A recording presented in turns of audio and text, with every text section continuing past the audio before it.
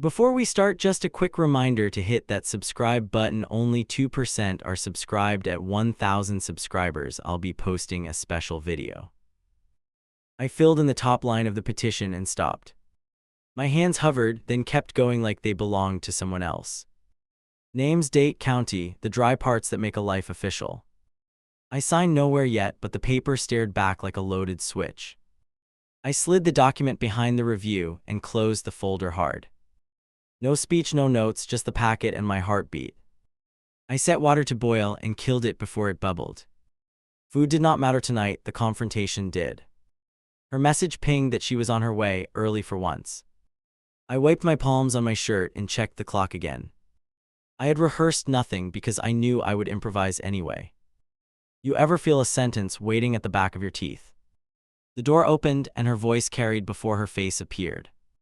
Crushed it, she announced, eyes bright and wired from attention. I believed her, which made what I was about to do worse. She spotted my expression and her smile dipped a fraction. Something wrong, she asked, 1 foot out of her heels. Yes, I answered and placed the folder on the table. For us, I added, because I wanted no confusion tonight.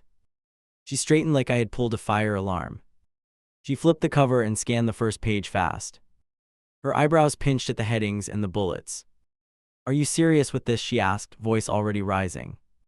I nodded once and kept my hands still on the edges. She read the section marked expectations against reality and slowed. Her eyes moved through examples, then landed on my column. You put your missus in here too, she said, a little stunned. I told her I was done pretending I was spotless. Why now? She asked, fingers pressing the paper so it would not shake. Because you respect agendas and deadlines more than feelings, I answered. I knew that sounded cruel, yet it felt accurate in my bones. She flinched like I had named a secret out loud. She turned a page and found the action list we needed. Ring on unless discussed, she read, jaw tightening at the phrasing. Stop deleting shared moments, she read next, then looked up quickly. Ask for help sat under my name, and that one burned. This is humiliating, she whispered, arms folding across her chest. It is private and it is ours, I replied, keeping my voice even. I am not here to score points, I added, which was true and not. I wanted change, and maybe I wanted proof I tried. She flipped to the final sheet and saw the blank space. What goes here? She asked, tapping the empty box twice. I slid the envelope out and placed it on the page. Her fingers froze an inch away from it. What is that? Came out small, nothing like her stage voice. A consequence, I said, and I hated that word as I used it. If we cannot fix this, this is where we land, I continued. The room felt thin, every sound sharper than it should be. She opened the envelope and read the heading once. Her mouth parted like the air changed temperature in front of her. This is real, she said, blinking fast to clear whatever gathered. It is real and it is not signed, I answered. She set the papers down and paced a tight line. You ambushed me after my win, she accused, hands cutting the air. You dodge every time I try to talk, I countered, heat rising anyway. We stood 10 feet apart and shouted across a very small gap. Do you even love me? Burst out before I could filter it. She stopped pacing like her shoes glued to the floor. Yes came out quick, then slower the second time for wait. Then act like it, I said, and I heard my voice break. She looked at the review again and swallowed hard. What do you want tonight? Not in theory tonight, she asked. 3 things, I answered, and raised a finger with each one. Commit time this week, put your band back on, stop erasing us. She stared at my hands like they were the enemy. That is not a marriage, that is a checklist, she replied. Maybe we need a checklist before we remember the rest, I said. Silence followed, heavy and alive, like the next step mattered. She reached for her finger and touched the faint line. She did not move to the dish yet, which made me sweat. Her eyes flicked to the folder, then to the envelope again. I hate that this got my attention, she admitted, and it stung. But it did, I answered, because the truth was ugly and useful. She nodded once, short and reluctant, then crossed to the sink. The simple circle slid back where it belonged with a soft click. That sound felt louder than half the arguments we had lost. Time this week, she said, still facing the counter. Pick a night and put it on our calendar, I replied. She grabbed her phone and set it right there without turning. Thursday would not be the only night stamped with intention. She came back and put a hand on the folder. I am not promising miracles by Friday, she said, eyes steady now. I am promising I will show up and look you in the face, she added. My throat tig. H10 not from victory, but from relief mixed with fear. I took the envelope and slid it into a fireproof box. I am not shredding it today, I told her, and watched her absorb that. It stays until we earn the right to throw it out, I finished. She nodded again once and did not argue with the condition. We stood there with nothing left to hide behind. No livestream, no slides, no crowd to clap at the right spots. Just two people and a desk and a promise that could still fail. I wish I could say I felt hopeful. I felt awake and terrified instead. She dragged the pad closer and slashed a line through my sentence. You are dramatic, she whispered, grip tight on the pen. Another line appeared under mine, the ink digging into the paper. Maybe try becoming him instead of writing sad quotes. My jaw locked so hard it hurt to keep my teeth together. I wanted to snatch the pad back and tear the sheet. Instead, I stepped away and leaned on the fridge for balance. She watched every move like we were in some silent contest. You really think you are the victim here, do you? Her foot tapped faster and that rhythm climbed straight into my skull. I think I am drowning, slipped out before I could edit it. Her mouth twitched, not with sympathy, more like disbelief and annoyance. You are overwhelmed by housework you barely notice exists most days. She turned the pad around and shoved it farther across the table. If this level of responsibility drowns you, that is actually terrifying. I know that line sounds harsh written out like this. Hearing it there with the plate grease still drying on my hands. I felt about 2 inches tall and weirdly furious at the same time. I opened my mouth, shut it again, opened it once more. The only thing that came out was this pathetic half-laugh. What is funny, she asked, folding her arms tight over her chest. Nothing, I answered, because the real answer sounded pathetic even inside. What I wanted to say was that I felt invisible again. Instead, I grabbed my phone from the counter and unlocked it slowly. If I stayed in that kitchen one more minute, I would explode. I walked into the living room and dropped onto the couch. From there, I could still hear the scratch of the pen. That little noise felt like a verdict getting written in real time. I opened my notes app and started typing random bullet points. My thumbs shook and autocorrect went wild, and somehow that fit. I wrote tasks I actually did without giving them grand names. Rent transfer each month, insurance calls, dealing with surprise money problems. The list looked short on the screen and my throat tightened. Part of me wanted to add things I did not really handle, just to make the column longer and shut her up temporarily. I deleted 2 lines before finishing them because shame kicked in. Yeah, I wanted to cheat at my own mental scoreboard. I hate admitting that, but if I am honest, it happened. I sat there staring at the blinking cursor and felt ridiculous. Like a grown man trying to win a fake game against his wife. Behind me, drawers opened and shut and something hit the counter hard. Then her voice floated in from the kitchen, louder, rehearsed almost. You know what? I am done begging you to participate. Cabinet doors thumped shut and every sound felt aimed at my back. From now on, I stop reminding you and I just watch. That sentence sat in the air like a loaded trap. You ever get that feeling where you know you are being tested? But the rules of the test keep changing halfway through the question. That was exactly how this new phase started for me. She would not remind me, but anything forgotten would still count. The first test hit Tuesday night when I walked in from work. Her jacket hung over the chair, shoes kicked somewhere near the door. She was on the couch with her phone propped against a cushion. Her face pointed at the camera, eyes shiny, voice 1 notch higher. I paused in the doorway when I realized she was filming herself. Point of view, she announced to whoever would watch later. Your husband thinks paying stuff means he never has to clean. My stomach flipped and my grip tightened around the bag in my hand. She noticed me in the frame and did not lower the phone. Oh look, here he is now, perfect timing as always. I stood there like an idiot, caught between walking away and confronting her. Are you serious right now? Came out sharper than I planned. She tapped the screen to stop recording and set the phone down. Relax, she said, waving one hand like this was harmless. I am venting, everyone vents, it is not that deep. Maybe for her it really was just a quick content moment. For me it felt like she carved my worst image into stone. And no, I did not handle it gracefully or wisely. I tossed the bag on the table and stepped closer than usual. You are turning our fight into entertainment for people you barely know. Her jaw tight, and in that defensive sparkle showed up in her eyes. They are my friends, she answered, staring straight through me. Also, maybe if you helped more, there would be nothing to share. That line stung, but not because it was completely false. It stung because she treated likes as proof instead of actual conversation. Later that night, I heard a voice message play from the bedroom. Not words exactly, just laughter and that fake shock tone people use.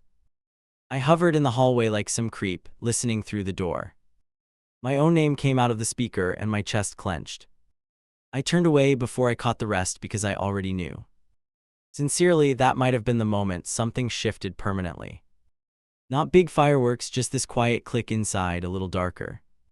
I realized I was no longer trying to fix a problem with her. I was now trying to outrun a version of me she performed online. Those are two very different battles, and I was already tired. The next morning, she dropped her phone in front of my coffee mug. "Watch this," she said, tapping the screen until a clip started. Some creator went on about emotional labor while bullet lists flashed. I watched in silence while this stranger explained how husbands fail partners. Halfway through, she paused the video and narrowed her stare at me. "This is exactly what I have been talking about for months." Her finger pointed to a line about never noticing household tasks. "You think you are helping when you do something once." Her breathing grew faster and her words started to trip over each other. "I am exhausted and you treat that exhaustion like nagging." I wanted to argue with the video, which sounds insane writing it. Like I wanted to cross-examine the person on the screen. Instead, I asked the obvious question that had been chewing my brain. "What do you want right now, specifically, like an actual plan?" My heart pounded because I knew the answer could trap me either way. She pulled the pad from the counter where she had left it, flipped to a fresh sheet and drew boxes in quick strokes. "You want specifics," she said, not looking up once. "We rotate tasks each day, no excuses, no bonus points, just done." Her hand moved fast, outlining days and chores like a project chart. She handed me the pen and nodded toward one empty section. "Fill your part for this week and stick to it." Her eyes told me this was my last chance to prove anything. At least that is how it felt in that crowded little kitchen. I wrote my name in the space and felt like I signed a contract. That week turned into some twisted performance schedule. I rushed home early to beat the clock on my boxes. Swept floors, scrubbed counters, handled trash, ran out for stuff. All while glancing at that paper like it was a scoreboard. Every unchecked square felt like a flashing failure sign. Here is the messy part I hate admitting to strangers. The first couple of days, I overdid everything for show.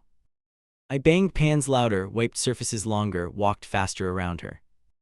It was not just about helping, it was about being seen helping. And yeah, that motive was ugly and desperate and very real. She noticed, of course, she always noticed when things shifted. "Look at you," she muttered one night while I wiped the table. Her tone hovered between impressed and annoyed, and I could not tell which. "You suddenly have energy when there is a chart involved." I froze mid-swipe because I knew what came next. "You are still waiting for applause," she continued, folding her arms. "You are not actually sharing this load, you are chasing gold stars." My face burned and I straightened slowly, cloth clenched in my fist. "I am doing what you asked," I answered, voice tight. "If that still does not count, then what does?" She stepped past me and checked off one of the boxes herself. The pen clicked against the paper like a tiny gavel. "Bare minimum does not make you some hero," she said quietly. "You want credit for functioning like an adult for 5 days." She walked away before I could respond and left that sentence hanging. That night I lay awake and stared at the ceiling. My brain replayed the day like a highlight reel of mistakes. I kept thinking about that pad on the counter. How every mark on it somehow became evidence against me. I realized I had started measuring my worth in tiny squares. You know that weird moment when you catch yourself from the outside? Like you suddenly see your own behavior the way a stranger might. I saw a man sprinting around his own home begging for invisible points. It hit me so hard I laughed once in the dark. The sound freaked me out enough that I checked if she stirred. She did not move, but her phone lit up on the nightstand. A notification banner flashed with a group chat name I recognized. I rolled onto my side and pretended I had not seen anything. I already knew what kind of jokes lived inside that thread. I did not have the courage yet to confirm it fully. The next evening, another tiny thing blew up bigger than it should have. I missed one square on the chart because work ran long. When I walked through the door, she ignored my hello completely. Her stare went straight to the paper, then back to my face. You could text your friends all day, but not handle one task. I was stuck in a meeting, I answered, dropping my backpack by habit. That explanation sounded thin even to my own ears. She opened her mouth, closed it again, then laughed once without humor. Of course you are always stuck somewhere when I need backup. She grabbed the pen and circled the empty square until the paper dented. Somewhere between her circles and my silence, another line crossed inside me. I realized there was no version of this week where I came out clean. If I followed every square, I was performing. If I missed one, I was proving her right. No wonder my chest felt tight from the second I woke up. I pulled my phone out again later and opened that note. Added new bullets, not about tasks this time, but about feelings. Not in poetic language or anything fancy, just blunt phrases. Tired of being content. Tired of feeling like an employee on probation at home. I know it sounds dramatic written in isolation like that. At the time, those short lines were the only place I told the truth. Because with her, every honest sentence turned into another exhibit. Every vulnerability got folded back and used as evidence. So I stored the raw stuff in a tiny digital page instead. That night while I typed, her voice drifted from the kitchen again. I heard my name mixed with laughter and the clink of glasses. She was on speaker with someone retelling our chart experiment. He thinks doing a few chores makes him super husband now. More laughter on the other end, and my shoulders tensed. I walked to the doorway and stood where she could see me. She glanced over, eyes flicking up and down quickly. Her finger hit the screen and the call cut off mid-giggle. We were just talking, she said, grabbing a dish and rinsing it. If that bothers you, maybe think about why. In that second, I realized something important I had been dodging. Inside this house, I was no longer a partner in her mind. I was a story she told, a character in a running bit. And that bit always ended with me as the punchline. Once you see yourself that way, it is hard to unsee it. I wish I could say I confronted everything right there. I did not. I swallowed it like I had swallowed everything else. But as I leaned against the doorway, arms crossed, jaw tight, one thought finally formed in a way I could not ignore. If this was her idea of a better man, I might need to become something else entirely. The second load of laundry hit the floor between us. You ruined this again. She kicked one damp shirt away with her foot. You know how to do this, right? You just refuse. My hands curled because that word refuse landed like an accusation of intent. I followed the instructions, I said, fingers still wrinkled from hanging stuff. I could hear how defensive I sounded and hated it instantly. She grabbed one sleeve and stretched it out toward me. You crowd everything, you never pay attention, you want me to quit. That last line made my stomach twist because that was not crazy. She snatched her phone from her pocket and tapped the screen fast. Here, she pushed it at me so close I had to lean back. A woman on the video ranted about husbands acting clueless on purpose. That is exactly what you're doing to me, my wife murmured. My chest got tight in that way where every breath feels borrowed. I watched the clip because I knew if I refused, that would be another charge. The creator listed signs of guys who botch chores so partners give up. Every trait flashed like neon arrows over my head and her eyes. I felt the slow burn of shame even where it did not fit. The whole time, she studied my face like she expected me to confess. You are not terrible at this stuff, she concluded, dropping the phone on the couch. You mess it up whenever I push a little. She pointed at the pile on the floor like it was evidence. That is not forgetfulness, that is strategy, and I am exhausted. My throat went dry because she really believed I was running a scam. I bent down, grabbed the shirts, stacked them clumsily in my arms. Show me again, I said, the words tasting like sand in my mouth. Not heroic, just desperate to shut down the theory in her head. She sighed so loud it hit me between the shoulder blades.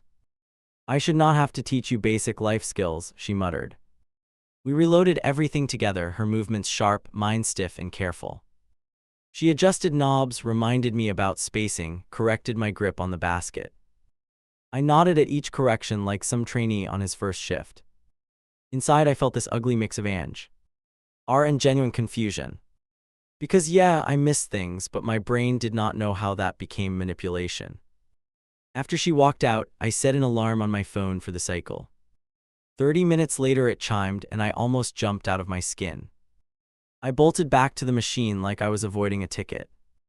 Pulled everything out carefully, shook each thing, checked seams like a quality inspector. I caught myself whispering counts under my breath and wanted to punch something. That night I went down a weird rabbit hole on my own. Not clips about lazy guys, I had seen enough of those already. I watched short videos on folding, cleaning, all the basic tasks. My finger hovered over the pause button while I copied motions in the room. I felt ridiculous and weirdly determined, like I was cramming for an exam. The next day I reached home before she did, which almost never happened. I used the time like a timer in my head. Washed dishes, wiped surfaces, swept, double-checked the laundry from earlier. Everything looked fine to my eyes, which I knew meant nothing. I waited near the counter like some inspector was about to walk in. She came through the door, dropped her bag, glanced around once. Her gaze went over the sink, the floor, the folded stack. For a moment, her shoulders actually eased and my chest loosened a little. Okay, she said under her breath, almost like she did not want to. Then her eyes landed on one pan still soaking, and I felt it. You left this halfway, she pointed with her chin not moving closer. You always bail at the last step. Always is a strong word, and yeah, it hit me hard. My jaw clenched, then relaxed, then locked up again. I was letting it loosen, I answered, and even I heard the weakness. She walked over, grabbed the pan, scrubbed it in 3 rough strokes. Rinsed, dried, placed it aside, all in one quick sequence. See, she flicked the towel on the counter, almost bored. If you were really trying, you would finish without making excuses. I just stared because any response felt like volunteering for more charges. You know that feeling when your effort turns into a joke midair? That was me in that kitchen, hands still damp, pride shriveling. I was giving more than I ever had at home. Still, somehow, every attempt slid into this narrative of laziness. In her version, I was always one step away from sincerity. The strain started to follow me out of the house without asking. At work, my mind drifted to what I had missed that morning. Trash, sink, laundry, scheduling, each one a little flashing warning. I would catch myself zoning out in front of a screen, imagining her finding some overlooked thing and adding it to her mental file. One afternoon, my manager stopped by my desk and snapped me back. You good? He asked, brow furrowed, glancing at the unfinished report. I gave the practice smile everyone uses when they are not fine. Just tired, I answered, rubbing the bridge of my nose. I did not dare admit that home felt more like a second job. That evening, the tension finally boiled over somewhere stupid, like always. I forgot to pull food from the freezer before leaving in the morning. When I walked into the kitchen, she was already there, arms locked tight. So what is the plan tonight? She asked, eyes on the empty counter. Her voice had that calm edge that meant anger with training wheels off. We can figure something out, I shrugged, trying not to ignite anything. Wrong move, huge mistake, you could almost hear the switch flip. Of course we can, she replied, laugh short, head tilting. I do it every night while you improvise your way through husbandhood. The word husband felt like a role I auditioned for and was losing. I messed up one thing, I argued, hands spread like I could balance the room. You missed the one thing that makes everything else possible, she shot back. She opened the freezer and gestured at the solid blocks inside. You keep telling yourself you are trying, your actions disagree. Each sentence landed like a stamp on some invisible record with my name on it. I reached for the nearest option and started reading the instructions aloud. My voice shook just enough that I cleared my throat halfway through. We can still cook this, I said, pointing to the time on the package. It will just be later than usual, but it is doable. I felt like I was bargaining with a judge instead of my spouse. She snorted and walked to the sliding door like she needed distance. You never plan, she said, staring at nothing outside. I am the one holding everything so it does not crash. Her arms wrapped around herself as she spoke, shoulders high. For a second I saw she was actually scared under all that fury. Here's where I get torn even now, writing this. Because she was not lying about feeling overloaded, that part was real. I could hear it in the way her voice cracked on certain words. I also knew I was carrying thing. As she refused to count. We were both convinced we were the one being overlooked and used. The meal turned out fine after all that noise, which almost made it worse. We ate in near silence, forks scraping, our minds racing faster than our mouths.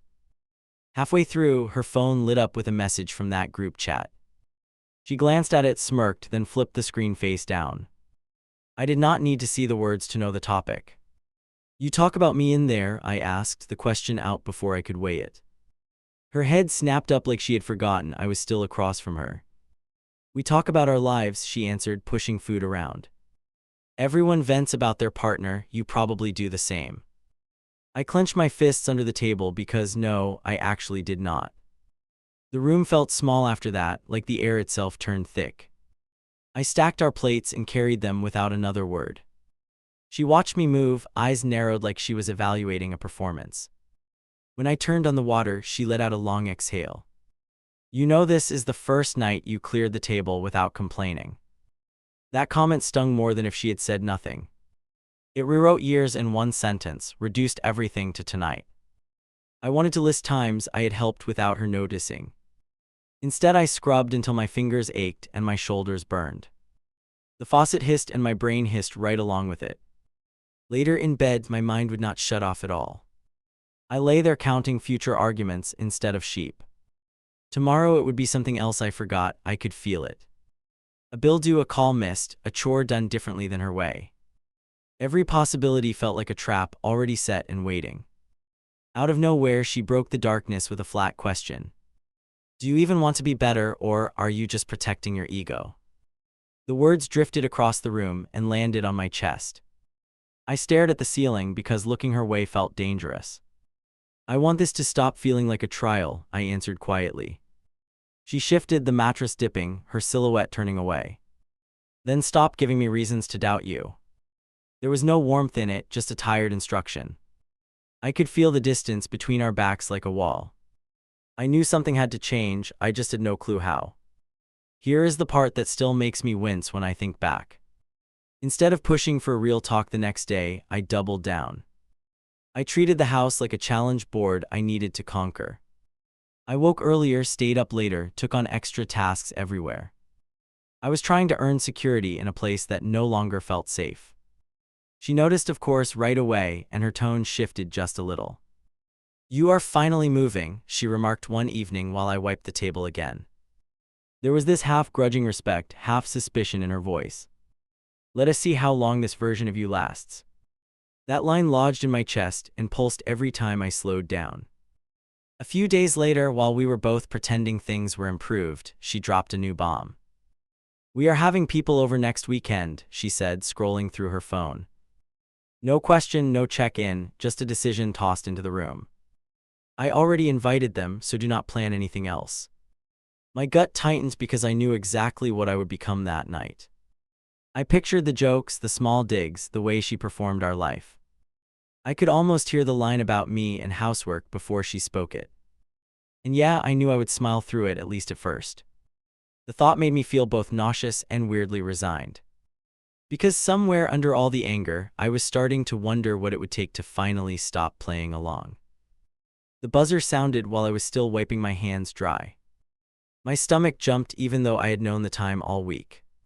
She glanced at me once, quick, like she was checking a prop. Can you not be weird tonight? She asked, tightening her ponytail. I forced a breath in and pulled the door handle open slowly. Our friends stepped in, laughing and carrying cheap wine in one hand. They hugged her first, like always, because she filled the space fast. I got the quick shoulder squeeze, the polite hey, the small grin. I told myself not to read into that and already failed. You ever know you are wound too tight before anyone speaks? She floated toward the kitchen and called back over her shoulder. Show them where to sit, I need a second. So I did it, of course, because what else was I doing? I offered drinks, cracked a joke that landed only halfway. My mind was counting invisible tasks instead of staying in the room. She returned with plates and that bright social smile locked in place. "You are catching me on a lucky night," she told them lightly. "He actually helped today, I almost fainted." They laughed, nothing cruel, just the usual couple banter people expect. My face got hot anyway, and I hated that reaction. I know. That line sounds small written out like this now. But when the person you live with frames your help as rare, in front of people who only hear that version of you, it hits like proof that your effort exists only as punchlines. I took a long swallow from my glass just to swallow that. Conversation bounced around the table, jobs, streaming, some dumb news story. I managed to relax for maybe 10 whole minutes straight. Then our friend asked the question I had been bracing for quietly. "So how do you two split everything here, bills and chores and stuff?" His tone was casual, mine was not, my shoulders stiffened on impact. I should have kept my answer neutral and light right there. Instead, I heard my own voice go a little defensive. "I handle the money side mostly, and we both manage the rest." I saw her jaw tighten half an inch as I finished. That tiny shift told me I had stepped directly into something loaded. She set her fork down like she needed both hands for this. "That is one way to describe it," she replied, eyes on our guests. Little laugh, quick shrug, the move that says I am joking but not. "I juggle the life stuff, he pays, we are working on it." The couple chuckled, curious now, ready for a story at my expense. "What does that mean, working on it?" our friend's wife asked, leaning in. My partner's eyes lit up like someone had just offered her a mic. "Let us just say he used to think money was enough," she began. My gut clenched because I knew we were passing the point of playful. Once she got rolling in front of an audience, she rarely eased off. She launched into a little routine about how I used to forget tasks. Leftovers in the sink, laundry delayed, appointments that almost slipped by. She added exaggerations for laughs, stuff that never actually happened that way. I watched our guests cover their mouths, amused and slightly horrified. Every giggle felt like a score against me on some public board. "He has a chart now," she added, flicking her fingers toward the fridge. My head snapped up because we had not discussed that at all. "He races home to tick off boxes like gold coins." She grinned, waiting for the reaction she knew that image would pull. They burst out laughing, and I felt my teeth grind together. It is strange how fast humiliation morphs into pure anger inside. One second you are embarrassed, the next you want everything to burn. I stared at the table and counted, 1 to 5, very slow. When I looked up, she was watching to see if I would join in. I gave a thin smile that probably looked worse than a scowl. "You make it sound like I never lifted a finger," I cut in. My voice came out low and flatter than usual. Everyone went quiet for a blink, then tried to laugh it off. "I mean, I am here too, not just a walking paycheck." The word walking slipped out sharper than I intended, heavy on purpose. She tilted her head and put on that patient expression she used. "Nobody called you that," she answered, stabbing a piece of food. Her jaw worked harder than it needed to, and I noticed. "We are just explaining how we are learning balance, right?" She turned to our guests again, already shifting me off stage. "Honestly, you should see his face when I mentioned cleaning," she continued. "You would think I asked him to climb a mountain." Their eyes swung back to me, waiting for confirmation or pushback. I let out a single forced laugh because I panicked. That sound disgusted me the second it left my mouth. Our friend finally tried to defuse things with his own admission. "We fight about this too," he said, scratching his neck. "I forget stuff all the time, she wants things done yesterday." His wife nodded, rolling her eyes in that practiced couple way. For a moment I thought the spotlight might move off us. "Yes, but you help without being hounded, right?" my wife asked him. Her tone turned lighter, but the edge was still visible. "You do not act like it is charity when you load a washer." He gave an awkward little shrug and glanced at me.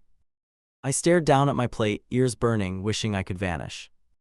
Inside my head there was this constant double track running. One voice screaming that I was being humiliated in my own space. Another whispering that maybe I had earned some of this criticism. That second voice is the one that kept me silent for years. Nothing is more confusing than feeling guilty and attacked at the same time. At some point, the conversation drifted to light topics again. Shows, vacations, random gossip, anything that did not involve my competence. I answered questions, cracked jokes, refilled drinks like a good host. From the outside, we probably looked fine, just another couple hanging out. Inside, I was replaying every line she had dropped like evidence. When dessert came out, she pulled her phone from her pocket. "You have to see this creator," she told them, unlocking the screen. I knew exactly which genre was common. Before the video started. Husband clips, partner rants, lists of hidden work people do daily. She set the phone in the middle and watched their reactions, not mine.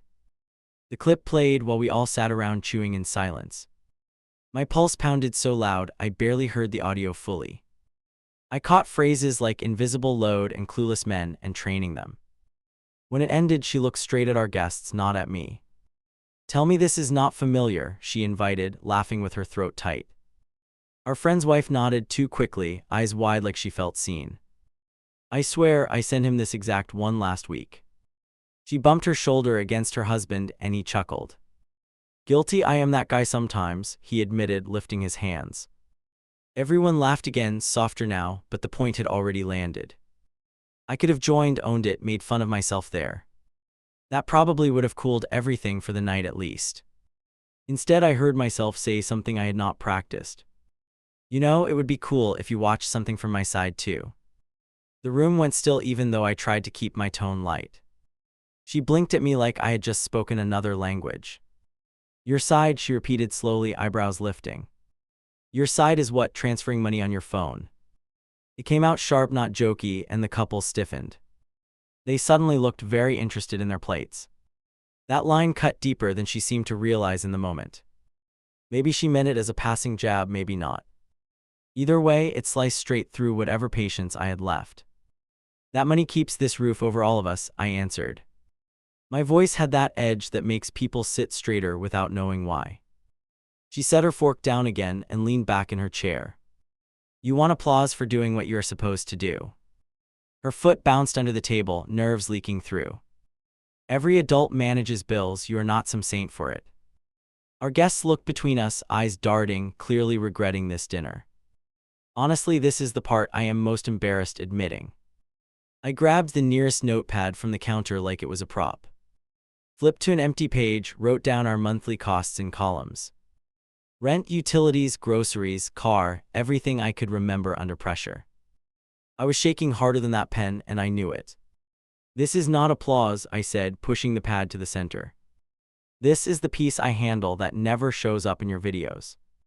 My breathing had gone shallow, my head buzzing, hands damp. I heard myself and knew I sounded theatrical, maybe even condescending. I also knew if I stayed quiet any longer, I would explode. She stared at the numbers without bending toward the table. "You think writing figures right now helps my case?" she asked slowly. Her eyes flicked toward our guests, then back to me. "You are making me look unhinged in front of our friends." The word unhinged landed with force, like I had staged this on purpose. That accusation stunned me enough to stop talking for a second. I had been feeling exposed for months, and now I was the exposer. It twisted something weird inside, like I had stepped into her role. Our friends mumbled something about using the restroom, then never moved. They were frozen witnesses stuck between two bad choices. "Listen, can we not do this right now?" our buddy finally asked. His voice shook slightly, and that snapped me back a little. I looked at him, at his wife, then at mine. Everyone's shoulders were up near their ears, and nobody was breathing right. This was not a normal bickering moment anymore, and we all knew. I took a step back from the table and held up my hands. "I am not trying to embarrass you," I said, finally meeting her eyes. "I am trying to show I am not just dead weight." My chest hurt, actually hurt, like I had been holding air all day. She stared back like she was deciding if she believed any of that. "You picked tonight in front of them to defend your honor?" she asked. She let out a short laugh that had zero humor in it. "You could talk to me any day, but now we have an audience." Our guest tried to interrupt, but she raised a hand lightly. "No, seriously, I want to hear this heroic speech." I knew right then that we had crossed a line we could not uncross. From her perspective, I had hijacked her social night to clear my name. From mine, she had turned our whole life into a running gag. I wish I could tell you I found perfect words in that second. Instead, I just felt something crack and the words came out unfiltered. We need an actual mediator, I blurted, surprising even myself. Someone who is not in your comments or my head. She recoiled like I had accused her of a crime. You want to drag a stranger into our private business? She asked. Her voice rose half an octave and our friends looked ready to vanish. I want help, I answered, palms open, shoulders tense. Because this scoring system thing we are doing is killing us. I gestured vaguely between the pad and the invisible list in her brain. My hands would not relax no matter how hard I tried. I felt like I was begging for backup while standing on stage. She stared for a long beat, then forced a smile toward our guests. Well, that escalated, she joked weakly, reaching for her glass. Do not worry, he is just in his feelings tonight. That phrase made something in me go ice cold. I realized she would spin this afterward as me being overly sensitive. Our friends finally stood and offered quick hugs with stiff arms. Lots of thanks for dinner, we should do this again, the usual. They avoided picking a side, which I cannot even blame them for. The door closed behind them with a soft click that felt final. The house went quiet and all I could hear was my own breathing. She turned away from the entry and walked back toward the table. You humiliated me, she said, not raising her voice, which somehow cut deeper. You made me look controlling and crazy in my own home. She picked up the notepad and waved it once in the air. Who does math during a dinner? What is wrong with you? I leaned against the wall because my legs felt heavier than normal. You have been roasting me to your followers for months, I answered. You just roasted me to my face in front of our friends. Each word came out clipped, measured, because yelling felt pointless. I was tired of sounding like a teenager arguing with a parent. She locked eyes with me and did not blink. If you did not want that reputation, you should act differently. There it was, straight and flat, no attempt to soften it. Stop giving me material and I will have nothing to complain about. That sentence stayed with me longer than almost anything else she said. Her phone buzzed on the table and lit up the screen. A notification banner popped from that same group chat I had seen before. Her thumb hovered over it while her gaze stayed on me. I watched the decision get made in real time in her head. She unlocked the phone and turned away, walking toward the hall. In that moment, with her back to me, something solidified. I was not just failing chores or missing signals or being moody. I was a storyline she updated in real time for other people. Whatever happened in this house would be content before it was conversation. Once that clicked, it was impossible to pretend we were still on the same team. I punched the call button before I could talk myself out of it. Phone to my ear in the parking lot, engine off, fingers shaking. I watched people walk past my windshield while it rang in my ear. If she checked my location right then, it would start another war. That stupid thought almost made me hang up before anyone answered. Counseling center, how can I help you? I swallowed hard, my tongue suddenly useless. I need to talk to somebody about my marriage, came out. My voice sounded rough, like I had not used it all day. I hated how needy I heard myself, but I did not stop. They offered the usual time slots, calm, professional, completely detached from my chaos. I picked one without thinking, just grabbed the first open window. They asked if my partner might join later. I let the silence drag 3 long beats before answering. Probably not, I admitted, and that was the first honest sentence all week. When the call ended, I rested my forehead against the steering wheel. I was breathing like I had just sprinted instead of sat still. A part of me felt relieved, another part already braced for fallout. Because if she found out before I told her myself, game over. And yeah, I knew I would probably chicken out that night. At home, I walked through the door trying to look normal. She was at the table with her laptop open, shoulders rigid. You are late again, she said, not looking away from the screen. The sink proves it, by the way. My eyes darted to the stack and my stomach tightened. Train held up, I lied, dropping my keys in the usual spot. I could feel the counseling number like a weight in my pocket. She finally closed the laptop and studied my face. You look guilty, she observed, squinting slightly. My throat went dry because for once she was right. Just tired, I said, stepping toward the kitchen to start rinsing. Her gaze followed me, heavy, suspicious, harder than usual. You know what would help? She asked, crossing her arms. If you stopped dragging your feet and actually grew a backbone. I kept my back to her because that one landed way too clean. Define backbone, I answered, focusing on the plate in my hands. Water rushed, my heart pounded, I could barely hear myself. A backbone is doing what needs to be done without sulking. She moved closer, voice right behind my shoulder now. A backbone is not hiding in your phone while I pick up pieces. I almost laughed because 10 minutes earlier I had begged a straw. Descriere for help. That counted as backbone in my mind, even if it looked pathetic. I called someone today, I blurted, and immediately regretted it. The plate slipped a little in my grip as I turned.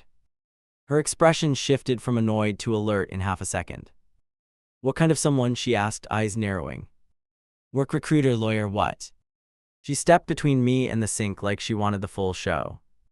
I forced myself not to glance toward my coat where my phone lay. If I did, it would scream guilt louder than any confession. A therapist, I said, and the word hung there like smoke. Her mouth parted, then closed, then twisted into something I could not read. For yourself or for us? She finally asked. I wiped my hands slowly, giving my brain time to find courage. I asked about both, I answered, and my pulse hammered even harder. She paced once between the table and the counter, thinking fast. So you told a stranger, I am making your life hell. Not a question, more like a verdict she had already decided on. Did you at least mention why I am frustrated, or just paint me insane? Her jaw clenched so tight I could hear it click. I told her I feel like we keep score instead of fixing anything. My voice trembled more than I wanted, but I kept going. I told her I mess up and you are exhausted, both things. That part mattered to me, more than she will probably ever believe. I did not want to walk in there acting like some saint. She let out a short, disbelieving sound, almost a laugh. So now I am a project for you and your therapist friend. She grabbed the closest towel and twisted it in her hands. You know what would help more than paying for advice? Her eyes cut into me sharp. Man up, she said again, quieter this time, almost calm. Do you hear yourself? I asked, my own volume dropping. You are angry. I reached out instead of just taking it. My palms burned from the heat building under my skin. Somewhere inside I knew we were stepping past a line. For a second, something softer flickered across her face, then vanished. I am angry you did not talk to me first, she replied. Her shoulders dropped a fraction, then tensed right back up. You keep acting like I am a boss, not your wife. Her fingers loosened on the towel as she waited for my answer. This is where I can admit I made it worse. I went straight for the one example that had tortured me. You broadcast our arguments to that group instead of talking to me. Her eyes flashed and I knew I had hit the right nerve. But I am the one avoiding direct conversation, got it? They listen, she shot back, stepping closer so our faces were inches apart. They do not minimize everything and call it jokes or stress. I felt my jaw tighten again, the headache starting behind my eyes. They also do not live here and pay for any of this. I knew that last piece sounded petty, but I was done swallowing it. She took a step back like I had pushed her without touching her. There it is again, she said, throwing a hand toward the ceiling. You buy things, so you think you bought my patience too. Her voice shook now, and that part hit me sideways. She was not faking that tremor, no matter how angry I felt. We stood there in that narrow strip of floor, neither willing to move first. If you have ever had one of those standoffs, you know the vibe. Everything else fades and you feel stuck in one small argument bubble. I watched her eyes gloss over, not tears yet but close. We were both bracing for whatever sentence blew this up completely. Instead of finishing the scene there, she just turned away. You can go tell your therapist I refused, she said, walking toward the bedroom. Add that to your little narrative about the broken wife. Her back was straight, stride quick, the towel crumpled in her hand. The bedroom door clicked behind her like a period at the end of a threat. I stayed in the kitchen with the tap still running, mind racing. Part of me wanted to cancel the appointment immediately. Another part wanted to dial back and book 3 more sessions. I grabbed my phone and opened the calendar, thumb hovering. Instead of canceling, I added a reminder, do not chicken out. Later that night, I climbed into bed careful not to brush her. She lay on her side scrolling through her screen, face tight. I stared at the ceiling, counting the seconds between her swipes. "When is it?" she asked suddenly, not looking at me. Her voice was flat but not as sharp as before. "Next Tuesday after work," I answered, staring at the wall. My chest eased just a little because she had asked it all. "Are you going?" she added, thumb still moving across her screen. I turned my head, even though she kept her eyes on the phone. "Yeah," I whispered, and that yeah felt bigger than it sounded. She finally put the phone down and lay on her back. "I am not promising to show up," she said, looking straight up. "But I want to know what you told her after you go." That was the closest thing to a negotiation we had in months. It should have made me hopeful, but it mostly made me tired. The hope really died a few days later with one swipe. I came home early and called her name, no response anywhere. Her laptop rested half open on the table, notification bubbles popping up. I walked over to close the lid before the battery drained. A message preview slid across the screen at the exact wrong time. My name was right there in the first line of the chat. Not my contact name, my actual name spelled out. I froze, eyes glued to the preview, heart hammering so hard it hurt. I wish I could say I respected her privacy there. I tapped the trackpad instead, and the conversation expanded.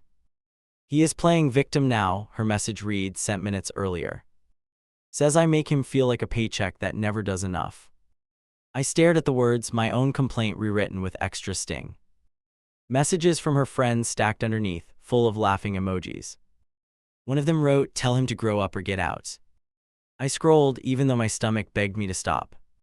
More lines, more versions of me as the lazy guy from videos. She had copied sentences I said, trimmed them, made them sound worse.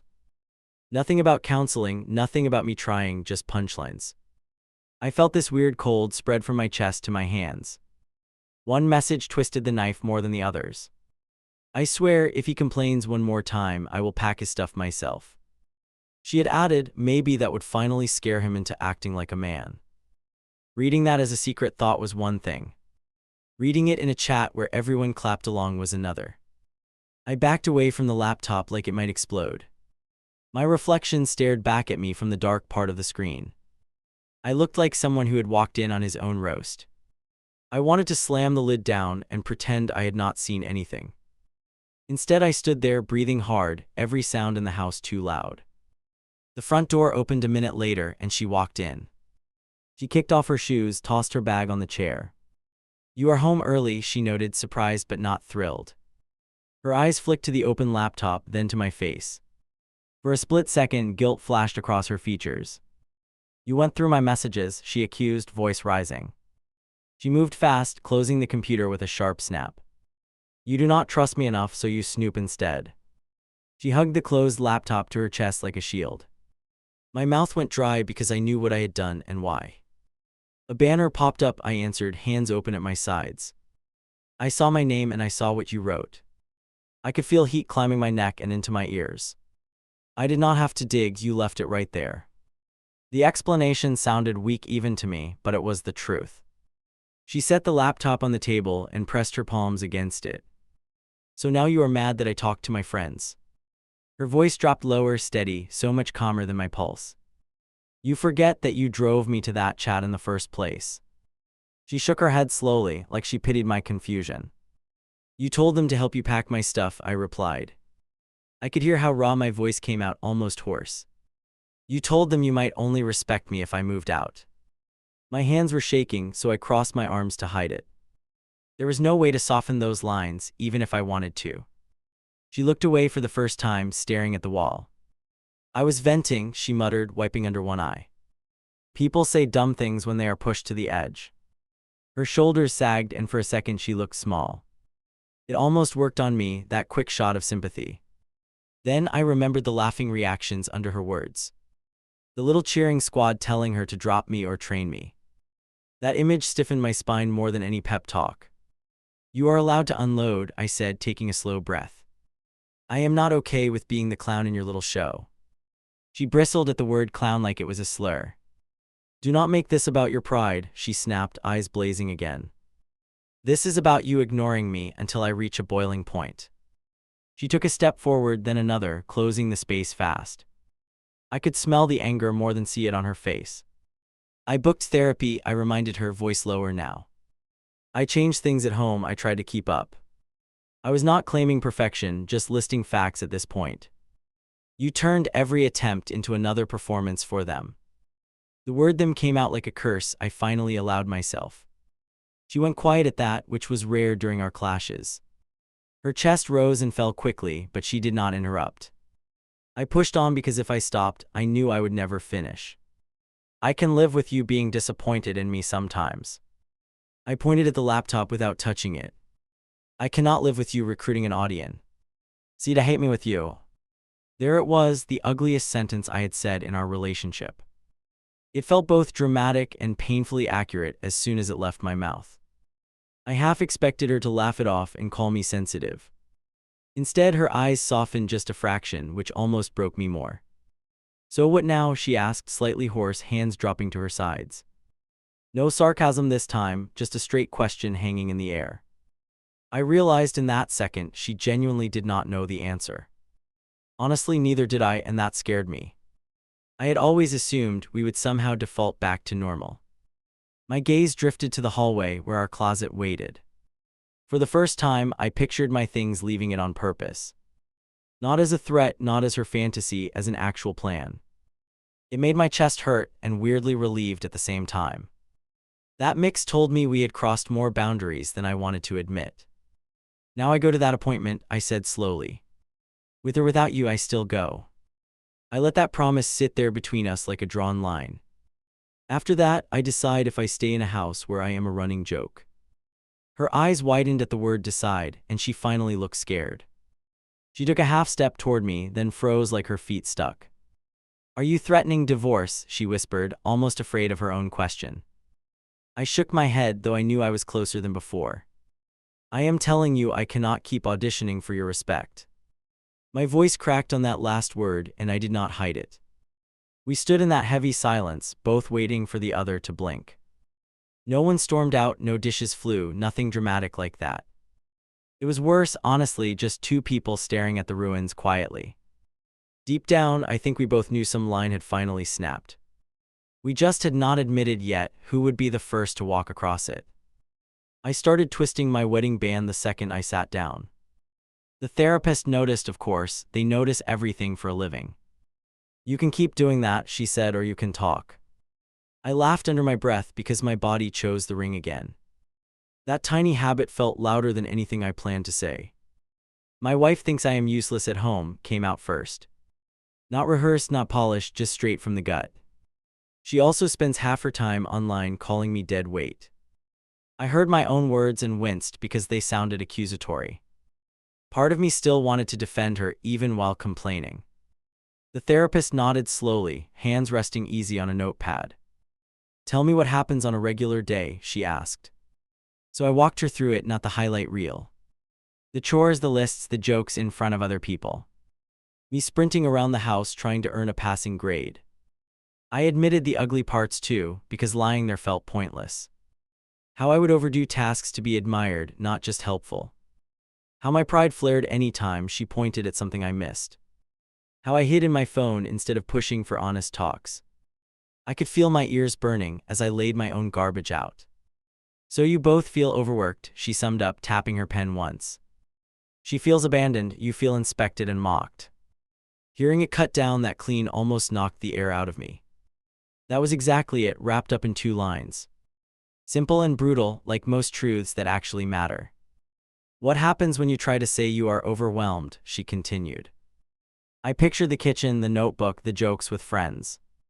It turns into proof that I am weak, I said. She tells me to toughen up and pulls more stories from it. I shrugged, even though there was nothing casual about that sentence. Do you ever tell her what you are responsible for financially? She asked. I nodded, then looked down at my hands again. Yes, and whenever I bring that up I sound arrogant. I told her how I had started to hate my own arguments. How every defense came out like a speech I did not respect. She sat there for a moment, just looking at me. I am hearing 2 separate issues, she said finally. Household tasks and basic respect, and those are not the same. That last part hit harder than anything else in the session. Because I realized I had been trading my dignity for chore points. Would she come talk to me with you? She asked next. My first instinct was to say yes, obviously we are adults. Instead I hesitated, which told both of us a lot. She thinks therapy is for broken people or cheaters, I admitted. She would say our problem is me, not us. The therapist did not argue, she just repositioned her chair slightly. Then this first step is just for you, she said. Not to fix her, to figure out what you can stomach. That phrasing lodged in my brain, what I can stomach. I had been asking how to survive, not whether I should stay. When the session ended, I sat in the car for a while. Engine off, phone in my hand, appointment card on the seat. I typed 3 different drafts of a text and erased them all. Anything I sent would be screenshotted later, I knew it. So I shoved the phone in my pocket and drove home instead. She was on the couch when I walked in, legs tucked up tight. Her eyes flicked to the clock, then to my face. So, she asked, how was your little rescue meeting? I dropped my bag slowly, buying time I did not really have. My heart pounded, but my voice came out steadier than expected. It was rough, I answered, leaning against the doorway. She wants to see if you will join next time. Her eyebrows shot up like I had suggested a crime. Of course she does, she scoffed, grabbing a cushion. 1 session in, and she already diagnosed me through you. That is not what happened, I replied, trying hard not to snap. She mostly asked what I was willing to live with. I watched that land and saw something flicker in her eyes. Fear maybe, or just the realization that someone had asked me that. It was the first time I had repeated that question out loud. She threw the cushion back onto the couch and stood. So what, you're reviewing whether I qualify now? Her tone made the word qualify sound like a job interview. Is there a form? Should I bring references from my friends? I ran a hand over my face because I was already tired. I am reviewing whether I can keep doing this, I said. No yelling, no dramatic pause, just the plain sentence. The charts, the jokes, the group chats about me. I met her eyes finally and did not look away. She swallowed hard, then covered it by clearing her throat. You act like I am on stage all day dragging you, she argued.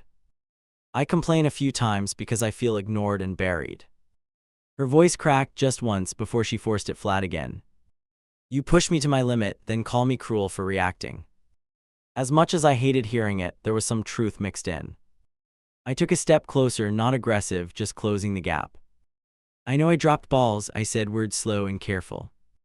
I know I used work as a shield instead of stepping up. I was not there to paint myself as some spotless victim. But I also knew I needed to protect whatever backbone I had left. What I cannot handle, I continued, is being your running storyline. Her lips parted, but nothing came out for a moment. Every mistake becomes content, every fight has an audience. I pointed toward where her laptop usually sat without naming it. You treat me like a case study, not your partner. She sank back onto the couch like her knees suddenly gave out. You made me sound crazy to that woman today, she murmured. Her fingers twisted in her shirt, knuckles turning pale. You left out how I carry everything nobody thanks me for. Her eyes shone, and this time she did not hide it. And here is the part I still feel guilty about. For a second, seeing her like that, I wanted to apologize for everything. Forget the chats, forget the jokes, forget how small I had felt. Just wrap my arms around her and promise to try harder again. Go right back into the cycle we both knew was killing us. Instead, I walked to the closet and pulled down a suitcase. The zipper sounded way too loud in that quiet room. What are you doing? She asked, voice rising quick. I did not answer at first. I started folding shirts instead. Each piece of clothing felt like proof that I was serious. You are not really leaving, she said, standing so fast the couch squeaked. She moved to the doorway like she could block me with her body. You are having a dramatic reaction from one appointment, that is it. Her hands hovered near my arms without grabbing. For once, she looked more scared than furious. I am not disappearing, I answered, keeping my tone steady. I will keep paying my part, I am not dumping that on you. I stuffed socks into the corner of the bag and forced myself to continue. I just cannot keep living in a place where I am the villain. The word villain felt childish, but I could not find a better one. She laughed then, but it sounded broken, not mocking. You think walking out makes you some strong man now? She wiped under her eyes with the back of her hand. You bail the second someone holds up a mirror. That line hit harder than I wanted to admit. I set the bag down and faced her, heartbeat loud. Leaving does not make me a hero, I said. It makes me a guy who waited too long to draw a line. I could hear my therapist in my own mouth, and it felt weird. Also, for the first time, it felt like I was actually choosing something. We can fix this, she insisted, stepping closer, palms open. I can stop posting, we can delete whatever bothered you. Her voice rushed now, sentences tumbling over each other. We can start fresh, just us, no outside opinions. If she had said that 3 months earlier, I might have believed it. I want you to work on this, I replied, softer now. For you, not just so I come ba. ZK. Her forehead creased as she tried to process that. Right now, I'm not sure you even like me off camera. That confession hurt to say more than any insult I had thrown. She stared at me like I had slapped her. That is not fair, she whispered, voice shaking. I stayed when you forgot birthdays and left dishes and checked out. Tiny details, some exaggerated, some dead accurate, all jumbled together. That was our whole marriage in one sentence, really. You stayed and kept score, I answered, not raising my volume. I worked and checked out instead of facing any of it. Neither of us came out clean in that comparison, and we both knew it. Her shoulders slumped like the fight drained out of her all at once. For a moment, we looked like two people mourning the same thing. I closed the bag and pulled the handle up with a click. That sound made her flinch like a gunshot. Where will you go? She asked, barely audible. A short-term place near work, I answered, already rehearsed. Enough distance to breathe, not enough to disappear. At the door, I hesitated and turned back one last time. I will transfer money on the first like always, I said. I will cover what a court would probably expect me to cover. Cold way to phrase it, I know, but I needed structure. Feelings had run the house for too long without any rules. She leaned against the wall, arms wrapped around herself tight. If you walk out now, things will never be the same, she warned. She meant it as a threat, it landed as a fact. They already are not, I replied, hand on the knob. We just keep pretending they are. The hallway felt strange as I rolled the bag out. I half expected her to call my name and demand I unpack. That was the script we usually followed after loud nights. This time nothing came, just the quiet thud of the door closing behind me. That sound sat in my chest the whole ride to the hotel. Months later, when the dust settled a little, the money routine stayed. Transfer on the same date, same amount, no skipped payments. We messaged about bills and appointments like co-workers now. Sometimes she added a line about starting therapy on her own. I always answered with a simple good, then stared at the screen.